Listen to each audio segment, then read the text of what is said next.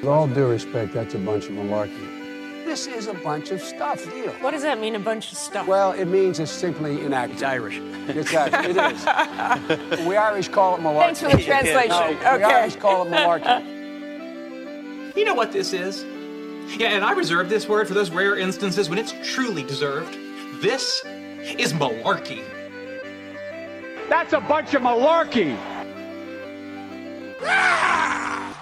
Direct from the King Spring Studios in beautiful Smyrna, Georgia. This is a bunch of malarkey. Now, here's your host, the incredible Charlie McMahon. Thank you to the legendary Scott Shannon for that introduction, and thanks to all of you for tuning in to yet another episode of A Bunch of Malarkey as I come off Easter break. Little needed week off there. Hope you had a great Easter under the circumstances, of course, being confined to your homes. This is kind of a landmark episode, a milestone, if you will, of A Bunch of Malarkey, our 80th episode. Spanning, this is our third season, so spanning the last 3 years since mid to late 2018, August of 2018 to be exact, till now. 80 episodes, so thank you all very much for making the show even last this long. I never thought I'd get to 8 episodes, let alone 80 episodes. But here we are in April of 2020. I don't even know what day it is, what time it is, what year it is.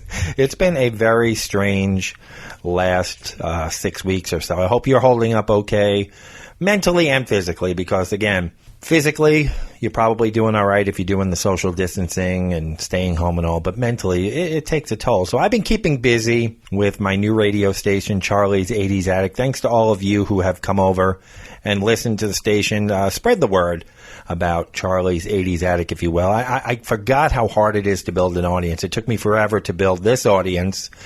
And not that I take it for granted, but you know, okay, the numbers are there every month, but you forget how much work you put into it to get those numbers, and that's kind of what I'm going through over at the radio station. The audience is building every single day, both nationally and internationally. I've got people all over the world listening, but it's a grind growing that audience, and I guess I forgot how many months it took me to build this audience. So, again, not that I take it for granted, but it's a grind, but I'm having a lot of fun over there. So when you're done listening to your podcasts this week, definitely head over to Charlie's 80s Attic, the new 80s radio station, available on iHeartRadio, TuneIn Radio, or at charlies80sattic.com. But that's kept my sanity, really. I don't know what I would have done without that radio station. The work that has gone into it over the last few months, building the radio station, then the launch and all the work since. That's really kept me sane and distracted and very busy over the last couple of months when all this hell broke loose out there. I don't know where I'd be without that radio station. I'd be like climbing the walls looking for stuff to do, but I'm so busy every day with that radio station that before I know it, every day, the day is over. So it's been keeping me really busy. So I'm thankful for that, and hopefully your world is trying to get back to normal. We're going to talk about the new normal and getting back to normal later in the show. That's kind of what the show is about today. But I want to cover some stories in the news first before we get into this whole thing. Now, I did put up a poll this week before I get into these bizarre stories from around the country and the world, like I always do at the open of the show. I put a poll out the other day for my listeners here at Bunch of Malarkey.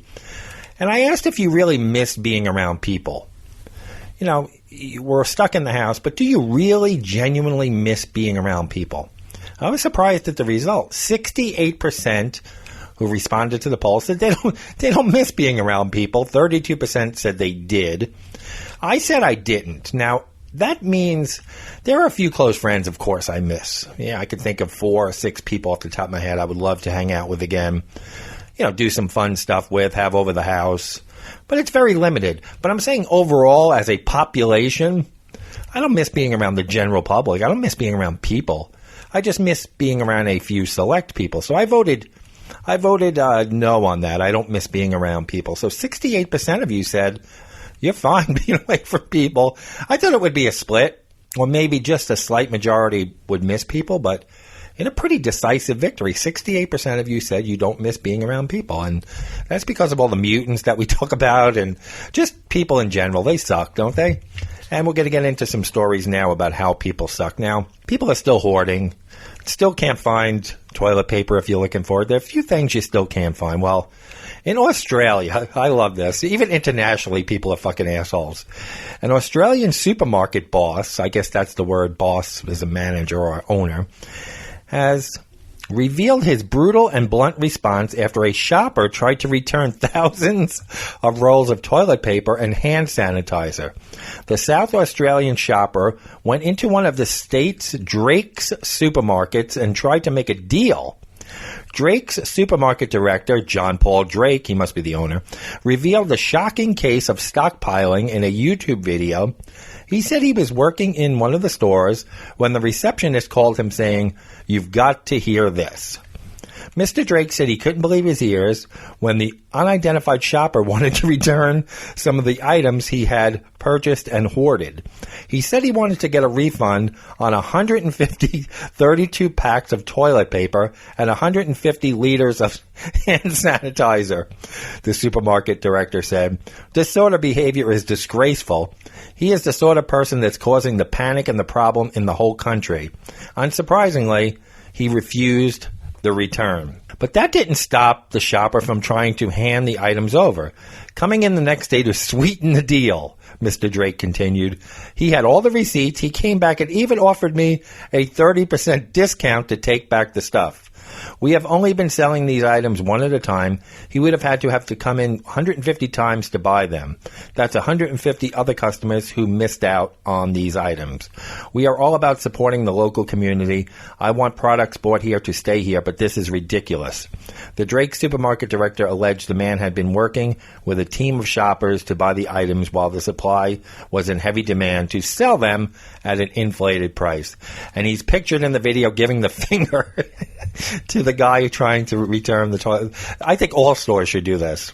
You hoard, you're fucked. You'll be wiping your ass with that toilet paper in 2050. I wouldn't take back a roll of toilet paper, a Clorox wipe, a hand sanitizer. I would say, fuck you, motherfucker. You violated the strict no motherfucker policy. Now you get the horns, motherfucker. So I'm all for what this guy did. The videos are right. He gives the finger to the guy, basically saying, fuck off. I'm not giving you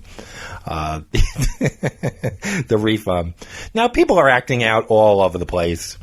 Another incident here where somebody decided it was going to be funny to go into a store and cough on the produce.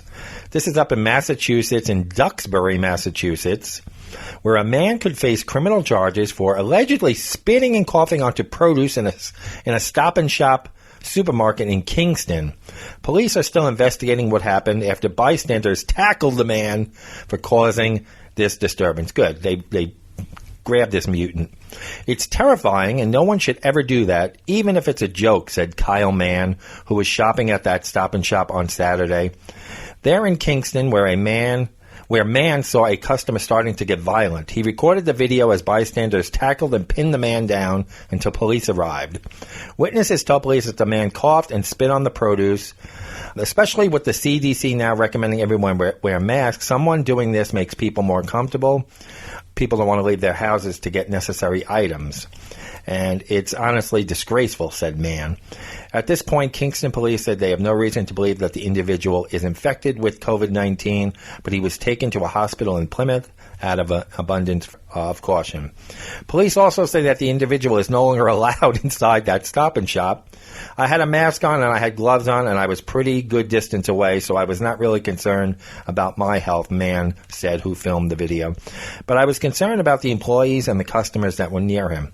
A Stop and Shop spokesperson told Boston's WFXT that the safety and well-being of their customers and their associates is a top priority. The spokesperson released this statement. The customers' actions were not in accordance with CDC guidelines, which we have been consistently encouraging all shoppers and associates to follow to help prevent the spread of the coronavirus. We have discarded potentially affected product and conducted a deep cleaning and sanitizing of the impacted areas. The Board of Health has inspected the store and affirmed the store is safe for shoppers. I think it's horrible, Mann said of the incident, especially with the possibility of food scarcity because there's so many people buying up all the food. So you just go and now waste all this food. Mann says he's glad both police and the store employees took the incident seriously, especially at a time like this. So you got another mutant out there thinking it's funny to cough and spit and do stupid fucking things. But it gets worse. Here in Atlanta, the Speakmans, they're a couple with their kids. They were out walking their dog when the unthinkable happened. We stopped at a stop sign to cross the street, and all of a sudden this girl came up behind us holding her phone, Lucas Speakman said. She started coughing and saying, "Corona, Corona, Corona," and then laughed hysterically and ran away. The Speakmans say the young adult female purposely coughed on their 6-year-old son. We're kind of in shock about what happened, the father of 4 said. The couple said they were not sure what type of person they were dealing with and immediately checked on their children. They also took a couple of quick pictures before trying to pursue the woman. I tried to go after her, and then she ducked into an apartment building or a side street, said Lucas. The couple filed a police report, and police said they are currently looking into this situation, though they can't say yet what the charges the person would face. Police around the country are dealing with similar incidents. In Texas, police are looking for a girl they claim is willfully spreading the coronavirus and will be charging her with terroristic threats. The family believes a person who laughs and does this is a danger to all, including themselves. If they don't feel like there's a consequence for what they are doing, it's going to get out of hand, said Carrie Speakman. The family, thankfully, is not showing any signs of coronavirus. They do know that it does not by any stretch mean that they are in the clear. They also feel like they could have been the target of a social media challenge going around. So there's a social media challenge where you go out and yell Corona, Corona, Corona, laugh and cough on people. What kind of sick fucks are out there? I would have knocked that motherfucker out. But it gets worse, folks. Well, this is what it is. Everybody's home, and when they do go out, it's all corona-related. It gets worse. But what was that infomercial tagline? But wait, there's more. Here in Georgia again, some sabotage. Remember that song by the Beastie Boys? It's a sabotage. There's some guy, a Gwinnett County man, he's accused of sabotaging shipments of masks and other protective equipment intended to be used by healthcare workers and first responders. You're probably wondering, well, how did he sabotage this? Well, FBI investigators say 40-year-old Christopher Dobbins of Duluth, Georgia, was able to get into a computer system at his former workplace, Stratus Healthcare, after he was fired last month in March. He then allegedly edited and deleted more than 117,000 shipping records of equipment meant for those battling the coronavirus pandemic. Stratus healthcare officials say the deliveries were to be used by hospitals across the Southeast, New York City, and Washington State. The company also says shipping of those key supplies has resumed and operations are back to normal. Dobbins has been released on bond. No word on when he's next expected in court. This defendant allegedly disrupted the delivery of personal protective equipment in the middle of a pandemic, said U.S. Attorney Byung B.J. Pak in a press conference. Scarce medical supplies should go to the healthcare workers and hospitals that need them during the pandemic. The Department of Justice is dedicated to moving quickly on cases like this to bring criminal opportunists to justice and protect the public during these challenging times. Now, if he's pissed off with his former employer for firing him, you're not fucking them by doing this. You're fucking the end user who's relying on this equipment. You're fucking the patients.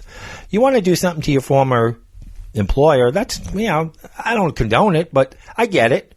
But, send them a pizza or do something like that. Send 5 taxi cabs. Do something childish, or don't affect people who are on the front lines. They're going to get affected a lot more than the company will. So you can't make this stuff up. You can't make this stuff up. But wait, there's more.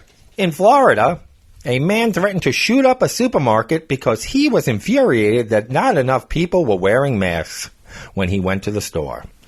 Robert Kovner, who's a New York Brooklyn native who now lives in Sebring, Florida, was arrested on Tuesday on a felony charge of making written threats of a mass shooting at an unspecified Publix after making the ominous warning on Facebook. The writer was upset that not enough people, in his opinion, are wearing masks when they are out and about. Sheriff officials said in a statement, "We realize these are stressful times, but there is no excuse for making threats like this." The officials continued, "It's not a joke.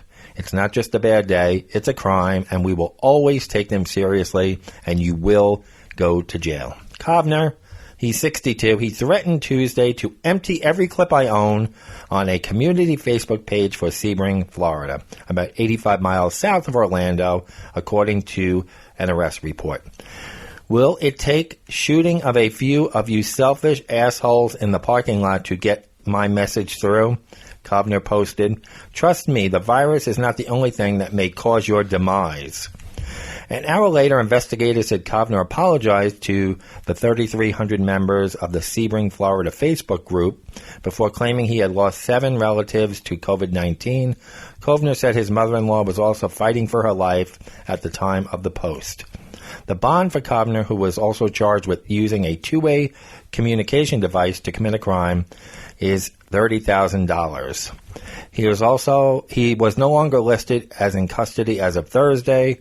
Attempts to reach Kovner by the press were not successful. So, yeah, it's stressful. Maybe this guy really did lose people in his life, but you're going to threaten more death? It's going to, an eye for an eye or 10 eyes for 10. I mean, come on, people. Just stay the fuck home. If you got to go to the store, wear your fucking mask, wear your gloves, keep your fucking mouth shut, grab what you got to grab, and get the fuck out of there. I mean, I'm just aggravated. This is all you're reading in the news now. All these sick son of a bitches all over the country causing trouble. Here's another story that I found odd. Now, we all know what an essential business is. Supermarket, drugstore, places that you need supplies, hospitals, I talked a couple of weeks ago in the last episode that an adult porn store tried to call themselves essential. So people are trying to skirt the rules. But now the government and even maybe this administration is helping certain businesses out that really aren't essential, like the World Wrestling Federation or whatever you call it, the WWE, the World Wrestling Entertainment, whatever the fuck it's called. Most businesses in Florida have been ordered shut to help fight the spread of coronavirus. The state has deemed World Wrestling Entertainment, okay, there it is, a company with past and present links to President Trump essential, permitting the pro wrestling company to continue live TV broadcasts from its Orlando training facility. Orange County Mayor Jerry Demings said at a press conference last Monday that despite Florida Governor Ron DeSantis giving a statewide shelter-in-place order on April 3rd, the company was given the go-ahead to resume operations amid the pandemic after speaking with the governor's office. Initially, the WWE was not designated as an essential business, which meant the company would have to comply with the governor's shelter-in-place order, Deming said. However, after the company, led by Chairman and CEO Vince McMahon, had a conversation with DeSantis' office, the company was granted the distinction, according to Demings, as an essential business. And so, therefore, they are allowed to remain open. Trump has a close relationship with DeSantis, with Trump often lavishing praise over the Florida governor during his routine appearances at the president's campaign rallies in the state. "He is a great guy, he's a tough guy, he's a brilliant guy, and he's our governor," Trump said at a Sunrise rally in November. Like DeSantis, WWE has close links to Trump, even inducting him into their Hall of Fame in 2013. Former WWE president and CEO Linda McMahon, who is the wife of the current chairman of the company, served as the president's administrator of Small Business Administration from 2017 to 2019. The White House did not respond to a request for comment, and the Trump campaign declined to comment on this report. According to a memo from DeSantis' office, essential workers in Florida included employees at professional sports leagues, and media productions with a national audience, including athletes, entertainers, production team, executive team, media team, and any others necessary to facilitate, including services supporting such production, only if the location is closed to the general public. The company moves forward with production, but an employee of the WWE company has already tested positive for the coronavirus after TV production had completed. WWE said in a statement, "We believe this matter is low risk to WWE talent and staff, as the individual and their roommate became symptomatic in the days following exposure to two people working in acute health care on the evening of March 26th. The company has faced some criticism over continuing to hold pro wrestling events amid the pandemic, even while doing so in an empty arena with no fans. Miami Mayor Francis Suarez said in an interview on CNN this past Tuesday that having the WWE deemed an essential business does not pass the smell test. It's hard to argue that wrestling is an essential activity, adding that in Miami, given similar local shelter-in-place orders, it would be hard for pro wrestling to pass the smell test in terms of what is an essential activity. So all kinds of shady, crazy shit going on around the country. Not enough testing. It's just nuts. I don't know if we're ever going to get back to normal, but we're going to cover that in just a few. But first, after all those mutants, we've got even more mutants in our favorite segment. A bunch of malarkey. Mutant of the Week. Now here's Charlie. So where did we leave off? 2 weeks ago, we had the psychotic spritzer, the guy who had this bottle labeled COVID-19 who was spraying the entryway of a store with people in it, saying he was spraying them with COVID-19. He went against the spiteful spitter, a woman who was pulled over in Colorado for DUI, who spit on a cop and said, "There's your corona, now go get a lime." The psychotic spritzer, in a 58 to 42% victory, won based on your vote. So he has been wearing the Mutant of the Week crown since, I don't know, about a week ago. So he is our Mutant of the Week, and he will wear the crown until one of these two take it away from him. Where do you vote? Go to our Facebook page, A Bunch of Malarkey. Poll goes up Monday evening, Monday afternoon, runs through early Saturday, 5.5 full days to vote. Make your voices heard. Tell a friend, share the post, the poll, and let your friends know about the mutants here at A Bunch of Malarkey. Our first mutant, we got to go down to Louisiana, where Pastor Tony Spell has a plan for your stimulus check, your coronavirus relief stimulus check. Give it away to evangelists who can't pass the offering plate while the pandemic has closed their churches. You heard that right. The controversial leader of the Life Tabernacle Church in Louisiana, he whipped up a controversial idea he calls the Pastor Spell Stimulus Challenge, and it has 3 rules. First rule says it starts Sunday. Second rule is to donate your stimulus money. And third rule is to give it to North American evangelists, missionaries, or music ministers who haven't received any money from parishioners in the past month. Interestingly, this man who's kept his church doors open to his flock, he doesn't specify if the challenge requires folks to donate some or all of their stimulus cash, but he says he's practicing what he preaches by donating his $1,200, and so is his wife. His challenge also doesn't seem to consider many people are in desperate need of their stimulus money for food, rent, and bills. But then again, this is a guy who packed his church on Easter with zero concern for public health or that of his congregation. You may recall that Spell also told his parishioners that are true Christians who wouldn't mind dying from the virus because they'd be doing so in the name of God and freedom. He clearly thinks they wouldn't mind giving away over $1,000 to churches either, whether they need it or not. So we're going to call Tony Spell, the pastor, the pilfering pastor, because he's coming after your corona stimulus money. The pilfering pastor is our first mutant nominee out of Louisiana, and he's going to go up against a Florida woman.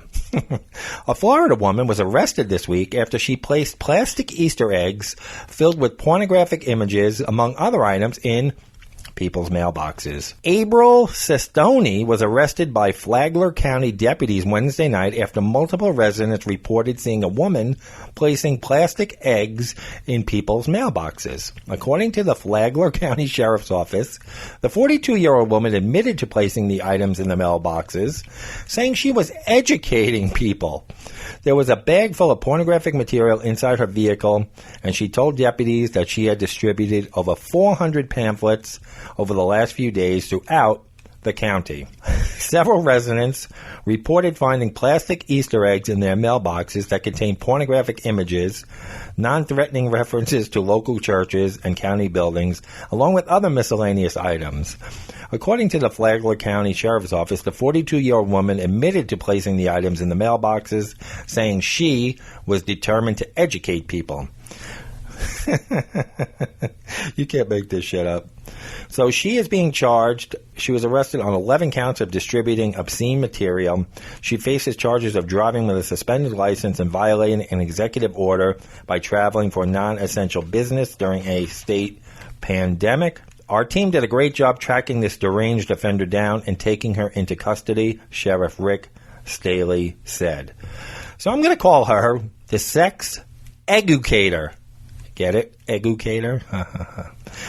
So we got the sex educator, the woman putting pornographic material in Easter eggs in people's mailboxes thinking she was educating them, against the pilfering pastor, the pastor from Louisiana, who not only kept his church open during a pandemic, but wants your stimulus money as well. So make your voices heard. Poll goes up on Monday, ends on Saturday. The pilfering pastor versus the sex educator here on A Bunch of Malarkey. So everybody's talking about getting back to normal. Now, what the fuck is normal? And people think that you're just going to turn on the light switch. Like one day, everybody's just going to come out, the whole country, the switch goes on, and we go back to where we were a few months ago. Not going to happen, folks. Not going to happen. I just want to tell the anti-vaxxers out there, the people against vaccination, this is what life was like before vaccines. And this is only one virus. Imagine what it was like hundreds of years ago with all these different diseases going around and no vaccines. This is how people had to live. So this is what life is like without vaccines, when you don't have a vaccine for something. Yeah, do people still die from the flu when we have a vaccine? Yes. Different strains. But we eventually catch up. But this is normal life without vaccines. So for those of you who still say you're not vaccinating your children, this is what life is like. Now, going back to normal, again, it's not going to be like turning on a switch. It's going to be a gradual thing. But do you really want to get back to the normal of what we had? There are a few things I think we need to get rid of for good since this pandemic hit. And the first on my list are handshakes. The traditional handshake plays a central role in many people's daily lives. People shake hands with other people that they know and those who are new to them. A handshake communicates our personality and mood to people, and we use them as a mutually acceptable way of agreeing to seal the deal in endless scenarios. But if you stop all that handshaking for a moment and take a closer look at the science behind this gesture, things might not seem quite so pleasant. This is in part because the human body contains many different types of bacteria. Some are good, and we rely on these to help keep us healthy. Others are not so good and may make us sick. We constantly gain and lose bacteria, and so we are never sure when we might pick up an infection. Surfaces act as a route of transmission for bacteria, and therefore every time we touch a surface, we share bacteria unknowingly. This is why the risk of picking up an infectious disease is increased in places such as toilet seats. But have you ever thought about what bacteria you are sharing when you shake someone's hand? Now, this is even before this whole scenario. Well, let's talk about the power of a handshake. According to the research from the University of Colorado, on average, we carry 3,200 bacteria from 150 different species on our hands. And yet, shaking hands can be an everyday occurrence. It's considered to be an accepted means of greeting people and is the epitome of politeness in diverse cultures, especially in the Western world, as well as being a means of greeting people. It is also used to build rapport and trust with other people. Ignoring a handshake is deemed to be impolite and rude. Research has shown that on average we will shake hands 15,000 times in our lifetime. So there are lots of opportunities for spreading bacteria between people, particularly if they are carrying potentially infectious bacteria that could make you ill or us ill. This includes fecal bacteria, which is quite common on hands. This risk increases even further when we don't wash our hands regularly, which is why good hand hygiene is essential. And of course, if the bacteria are resistant to antibiotics, then we could inadvertently play a role in spreading antibiotic resistance within our environment. People prefer more and more fist pumps. Some hospitals are so concerned about the spread of germs via handshake that they are looking at creating handshake-free zones. Good hand hygiene and regular hand washing is often very low in hospitals, and hospital-acquired infections are a major concern in healthcare institutions. The hospital environment is regularly monitored for the presence of potentially infectious agents that can be acquired by a patient during a stay there. Critical care wards and those containing vulnerable patients such as the very young, elderly, and immunocompromised are especially important since patients are more prone to severe infections. Research performed in neonatal intensive care wards where sick newborn babies are cared for explored the potential for handshake-free zones. The wards ran a trial to see if they could discourage handshaking and actively encourage alternative greetings such as fist bumps, smiling, and eye contact, and try to reduce the person-to-person spread of infectious agents. Now, I know this firsthand. My dad went in for hip replacement surgery in 2009, caught an infection from somewhere, and passed away from that infection a couple weeks later. Got really bad sepsis, infection throughout his body, and what most people deem a routine surgery ended up taking his life. So I know firsthand about infections in hospitals. So what's an alternative to handshakes? It's not just limited to fist bumps. Around the world, there are many different ways of saying hello, and you don't have to look far to find healthier ways of greeting people. The New Zealand Maori, for example, rub noses and foreheads in their traditional hangi greeting, and the Japanese bow to each other. Then there are the DAP greetings, such as high fives and fist bumps, which are commonly used by young people in the Western world. Research has shown that the amount of bacteria transferred through a handshake is twice as much when compared to a high five. Significantly lower numbers of bacteria are also transferred when a fist bump is used. This is largely due to the difference in surface areas that are in contact with each other, despite the greeting taking the same time and number of bacteria on the surface of the person initiating the greeting on each occasion. So is the traditional handshake being replaced with more diverse and healthier options?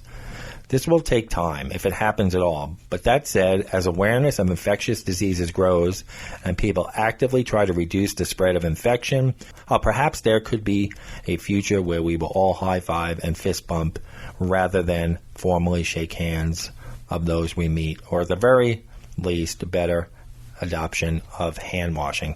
The better adoption of hand washing is never going to happen. 95% of people, we've already talked about this, do not wash their hands properly. So never going to happen. You can't get people to do basic shit right now, let alone when everything's normal.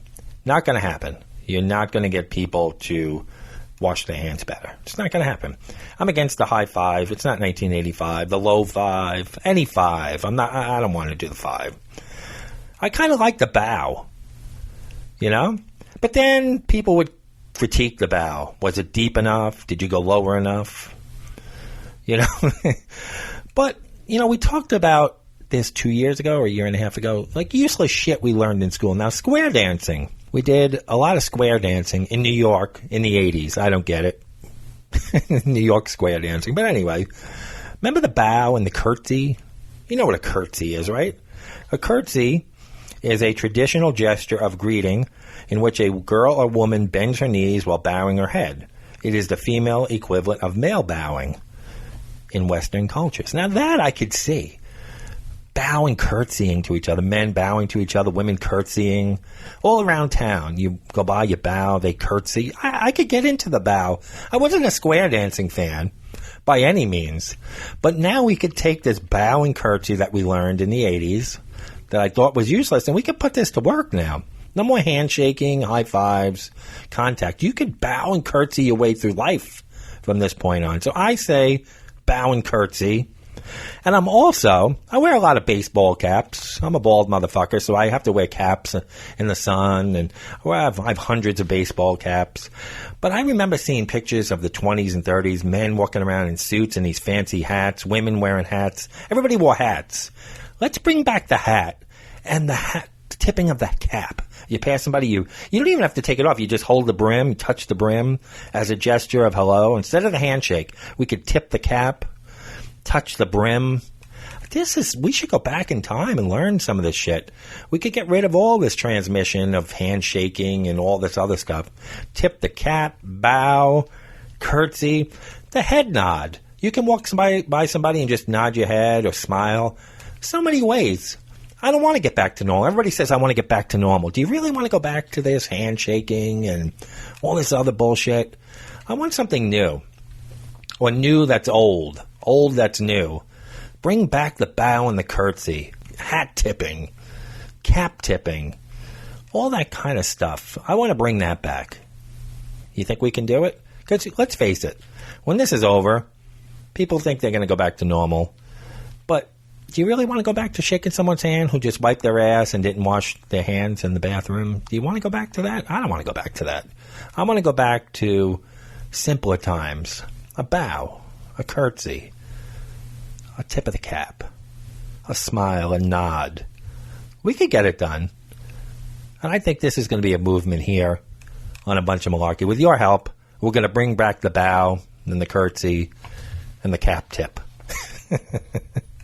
So, another thing that I don't want to go back to normal with is people blowing out birthday candles, spitting all over the fucking cake, and then, do you want a slice?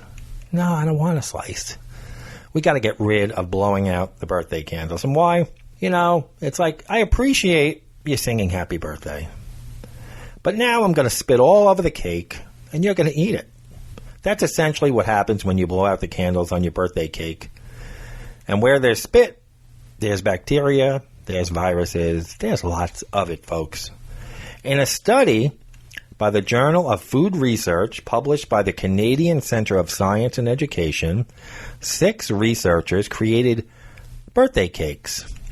No, they didn't have to wait till it was each of their birthdays, but they created birthday cakes that essentially were frosting and candles spread on aluminum foil. They then asked test subjects to eat some pizza to stimulate their salivary glands and then blow out the candles. Because you're having a meal, pizza party before you're having the birthday cake. You're having something, and then you have the cake. So they had some pizza. They stimulated those salivary glands, and then they were told to blow out the candles. Afterwards, the researchers cultured the frosting samples on the cake to find out how much bacteria would grow compared to frosting that didn't have someone blow on it. The result? Blowing out the candles on average resulted in 1,400% increase in bacteria on the frosting. Not 140%. 1,400% increase in bacteria on the frosting. Of course, the amount of bacteria varied depending on the blower. As you know, different people spit different amounts when they talk, blow, or even breathe. In one case, the amount of bacteria increased 120 times. Stand clear when that person blows out the candles. Yes, people are bacteria-ridden. In fact, the only body fluid that doesn't usually have bacteria is your urine. And if that ends up on your birthday cake, well, it's probably time to change your traditions or the people you're hanging out with at your birthday party. So why are we allowing this tradition of blowing on the candles to continue? Won't this just contribute to spreading bullshit down the line? Why don't we just get up and dance or smile or have individual cupcakes with a candle in it? I think we're heading in the direction of the individual cupcake with a candle on it, because I don't want to go back to normal now. There are a lot of things I've been talking about even before this whole pandemic. If you follow the show, I've been talking about this stuff, shit in pools, public restrooms. I've been talking about this stuff, and everybody thinks this guy is fucking crazy. He's got germaphobe issues. But look, folks, look where we're at now. Look where we're at now. If we only would have taken some of these practices, people would have tuned into this fucking show a year ago. We would maybe not be in this situation. So what are the other options to candle blowing? Maybe, isn't there like a thing that you can put out candle, like a candle snuffer type thing where you just put it over the candles? You could do that. It's not as fun as blowing out the candles, but you get the point. You put them out with your fingers. Some people do that. I don't know how they don't burn themselves. And I say individual cupcakes. I don't want to put the cake people out of business because there's always going to be birthday cakes. But we shouldn't be especially when a kid blows. You ever see a fucking 5-year-old blow on a cake and then I'm going to eat that shit? I read an article where people actually, they'll take the cake, but they won't eat the frosting. They'll scrape the frosting off, which is the best part of the fucking cake. But they'll scrape the frosting off because they know that's where the bacteria, and just eat the chocolate cake or the yellow cake. But the frosting's the best part. I say we go cupcake, and the motherfucker only gets to blow on his or her own cupcake. But if you choose to do a cake, still have a cake, but maybe have a separate blowing out cupcake where the kid or the person could blow out the candle on just that cupcake, and then you have the cake afterwards. So that's actually adding revenue to the bakery. So I'm not taking away revenue. You're still going to have the cake, but I think the birthday person should get a cupcake. What do you guys think of that idea? Cake, full sheet cake, whatever, but for blowing out purposes, they get a cupcake in addition. Or a very small, what do they call those cakes that they let kids destroy for video and photography purposes? A fake, I don't know what you guys know. Tell me in the show notes. But it's a little cake where they make the kid dig his hands in for the pictures. It's not the real birthday cake. It's like a proxy cake or something. Maybe even one of those. But I think the sheet cake or the layer cake and then a cupcake to blow out. I think that's the solution. Now, another thing I don't want to go back to normal with, and I've talked about this in depth on the show, buffets. I mean, how old is a buffet? Buffets go back to, it's time to get rid of the buffet. How many times have I mentioned buffets on this podcast? Ever wonder what the worst things about eating at a buffet are? Well, even if you haven't, I'm going to tell you. It's straightforward. It's germs, food safety, and buffets seem like frozen in time. Their decor, their design, their layout, it seems like something out of ancient times. I'm okay with the bow and the curtsy from ancient times. I'm not okay with the buffet. The buffet seems like a no-lose situation in concept because it provides lots of food in variety and quantity for a cheap price. Even better, you can refill your plate as many times as you like if you're a fat fuck. But when you go out into the world and visit some of these restaurants, you realize exactly why buffets are disgusting. While there are strict rules on food temperature for buffets, there are no such regulations for the utensils used to serve your meal. Next time you grab a ladle or a pair of tongs or a spoon at a buffet, take a moment to think about how long they have been sitting there and how many people have touched them before you did. That's only the handle where you're touching, folks. I'm not even getting into the other part yet. The U.S. Food and Drug Administration maintains strict guidelines on food temperatures to guard against illness. The FDA advises the hot food be kept and served at temperatures of at least 140. If you know anything about food safety, the danger zone where bacteria grows very quickly is between 40 and 140 degrees. Anything over 140, it's like cooking. It's keeping the bacteria at bay. Anything under 40 is refrigeration, which helps slow down bacteria. That danger zone is between 40 and 140. So if you have a buffet that's not up to par and it's hovering in the 120s, the 130s, bacteria is growing on that. And you're just digging into that shit and going, this is delicious. But there are a lot of violations when it comes to buffet temperatures. So you got to be careful about that.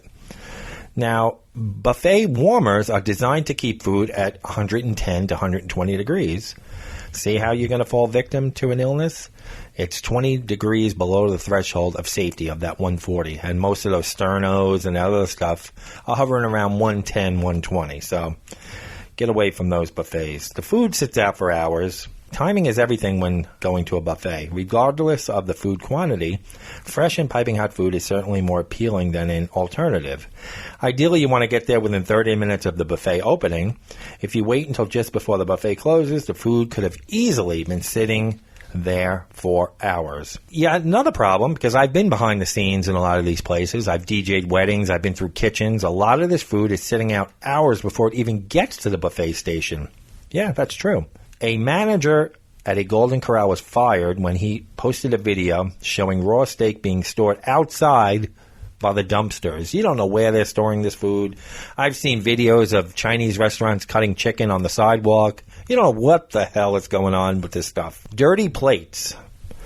Research shows that diners at buffets were less likely to go back for food for a second or third time if their dirty plate was left on the table. Buffet owners and a ploy to maximize their profits often instruct busboys to leave dirty plates on dining tables until after the diners leave. It's good for business owners because their profits are higher, but bad for customers because they get less value for their money and have to eat in a dining room littered with dirty plates, a truly unappetizing sight. But more than that, people sometimes go up with their dirty plate. And then you talk about that utensil, they will dig into the pasta dish or the chicken, whatever's out, and they will put it on their plate, but they'll tap the plate with the utensil. After they ate off that plate, they go to get the food off the spoon or the fork, they tap. I've seen that so many times. That's disgusting. This is why I don't eat at buffets. I skeeve buffets. Skeeve, that's a good word. Now, food poisoning at buffets happens often in two ways. First, there are those cases of mass outbreaks. This happens when an entire buffet or section of buffet has been contaminated and numerous people contract a foodborne. These cases tend to make a pretty big splash and are fairly easy to track. Alternatively, individual outbreaks tend to be quieter affairs. 1 in 6 Americans will get food poisoning at some point in their lives, and with $1.5 billion spent at buffets, they are definitely a prime culprit. Now, anything with a sneeze guard is a bad idea. That lovely and hopefully clear piece of plastic that separates you from the food when you look over at the buffet is actually called a sneeze guard. It's not just a gross nickname either. It was invented in 1959 by Johnny Garneau. He was a restaurateur. The sneeze guard is required by law for any retail buffet. If you have to worry about eating somewhere that people may sneeze on your food in masses, you might want to consider your dining decision. Now, there are always, we talked about washing their hands. There are signs in restrooms everywhere attached to food establishments instructing employees to wash their hands before returning to work. This is obviously critical at all times, but especially so at the buffet where so many people handle each item. The bigger issue is that people don't tend to wash their hands as soon as they get to a restaurant, and if they do, they likely aren't doing it effectively. Research shows that 95% of Americans do not wash their hands properly. This means that numerous bacteria-laden hands are touching buffet utensils, plates, and other things. I learned this in bartending school. Those lemon and lime wedges you get with your drink when you go out. I'll have a Diet Coke with a lime. I'll have a club soda with a lemon. Don't ever eat those. Don't ever put those lemon or lime wedges in your drink. This is for any restaurant that has unwashed lemons and limes to squeeze into your drink. 50% of these lemon and lime wedges tested in 10 restaurants over 3 states had fecal matter on them. Lemons and limes pick up bacteria easily, and they are often not even washed before being put out on the tables or near the soda fountains or at the bars or wherever you get your drinks at the restaurant.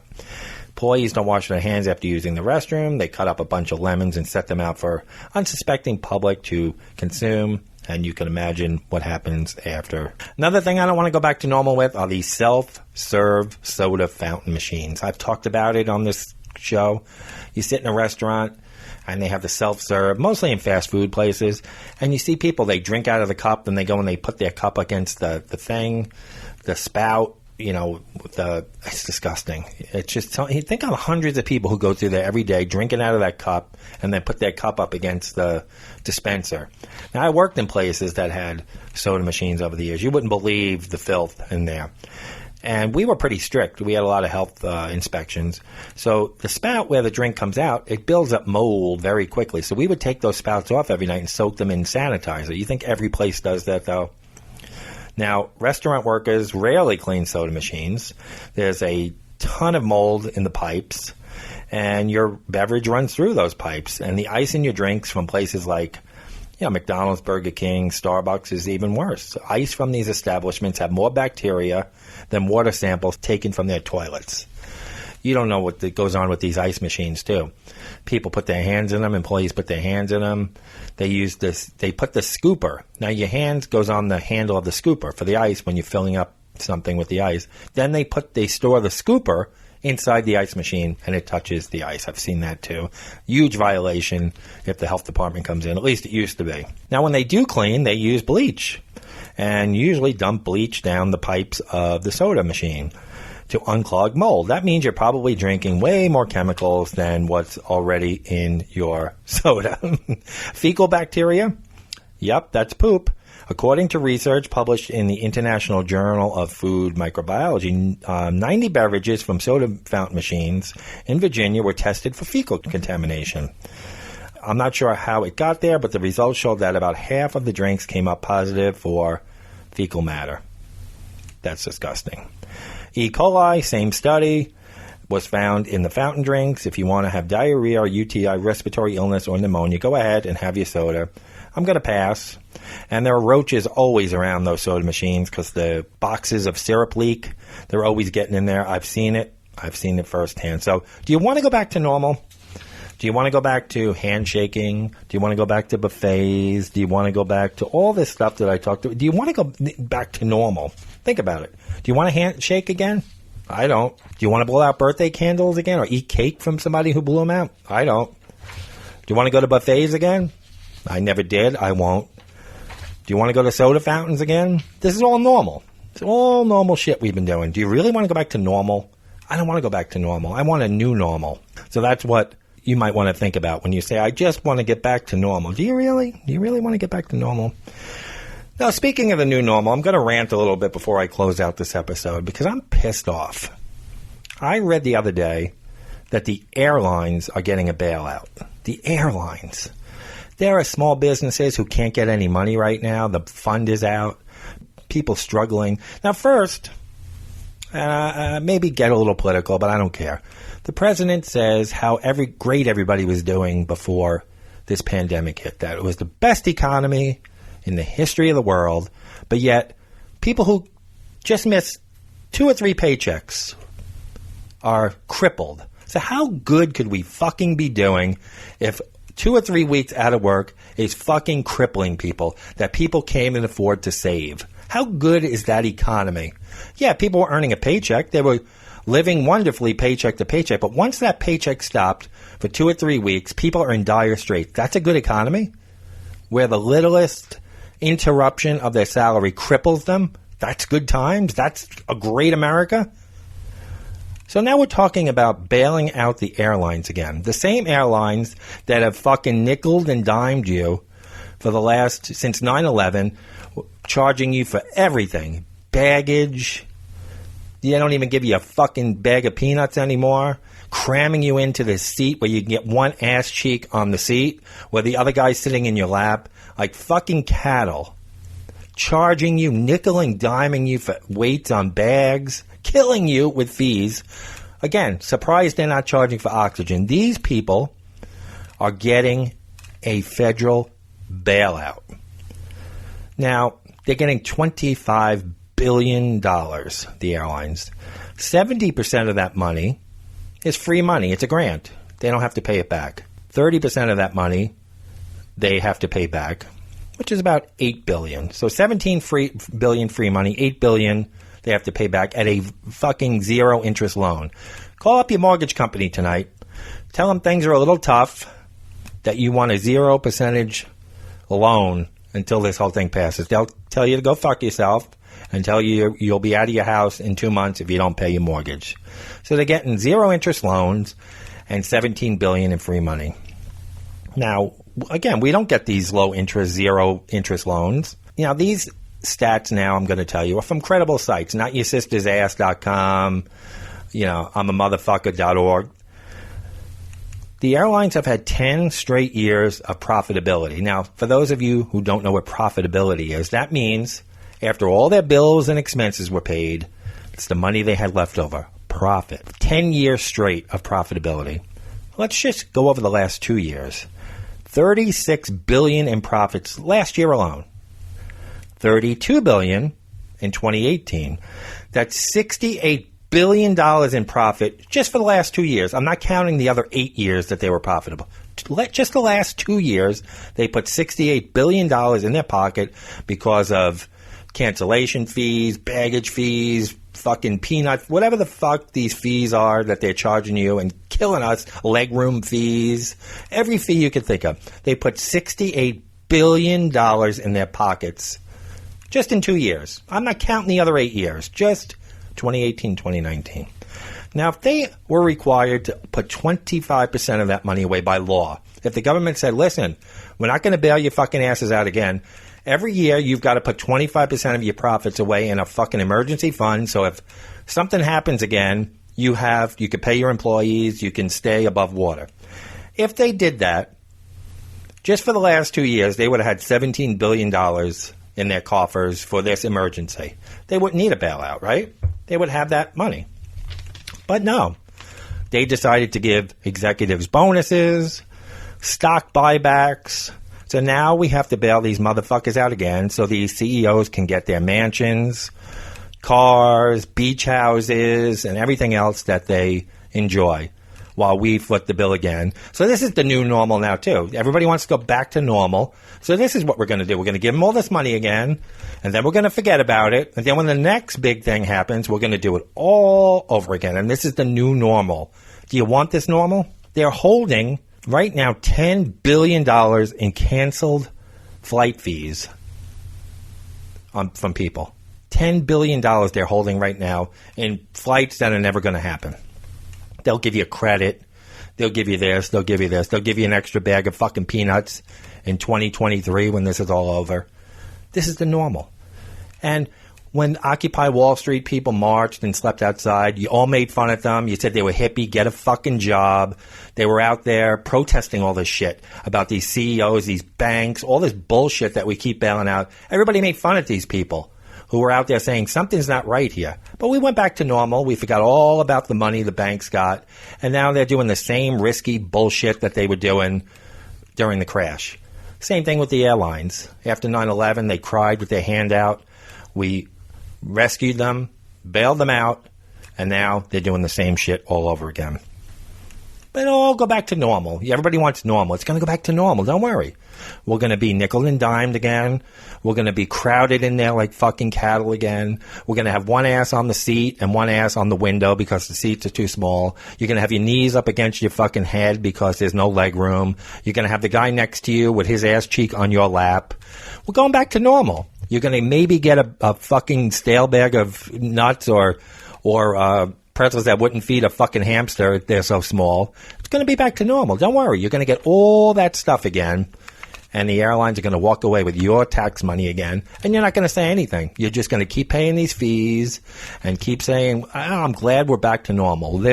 You want this normal again? I don't want this normal again.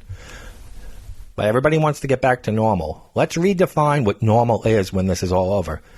Tell these airlines we're not paying these fucking fees. We already paid. You got all our money. You got our fee money already. Now you got our tax money again. And now we're going to just play it off like nothing happened. And then in 5 years or 3 years or whenever the next shit hits the fan, we're going to do it all over again. That isn't normal to me. I don't want that normal. So that is going to wrap it up for this episode of A Bunch of Malarkey. Now, we're available on iTunes, Apple Podcasts, Google Play, Spotify, iHeartRadio, TuneIn Radio, Radio Public, Radio.com, Stitcher, CastBox, YouTube, Deezer, Pocket Cast, Breaker, Overcast, or on your Amazon Echo device. Just say, Alexa, play the podcast A Bunch of Malarkey, and she will play that for you. Now, if you have a few bucks, go to patreon.com/A Bunch of Malarkey. You want to sponsor the show, $1 a month, $2 a month, $3 a month. Costs money to put the show together. If you are an avid listener and want to donate a little bit, great. If you can, great. If you can't, I get it. Things are tough right now. Mutant of the Week poll goes up on Monday and ends on Saturday. Who do we got this week again? We got the Pilfering Pastor versus the Sex Educator. So make your voices heard on that. And after you listen to this or your other podcasts for the week, again, head over to Charlie's 80s Attic, new radio station on iHeartRadio, TuneIn Radio, or at charlies80saddict.com. You'll hear me on there all week, playing the greatest 80s hits, plus all those deeper 80s hits, forgotten favorites. If you're an 80s music fan, casual fan, or junkie, there'll be something there for you. So, folks, while you're sitting in your house waiting for things to get back to normal, like those birthday cakes and all this other bullshit, you still have to beware, because it's a shit show out there. Thanks so much for tuning in once again. Stay safe, everybody. Be nice to each other, and I'll catch you next week.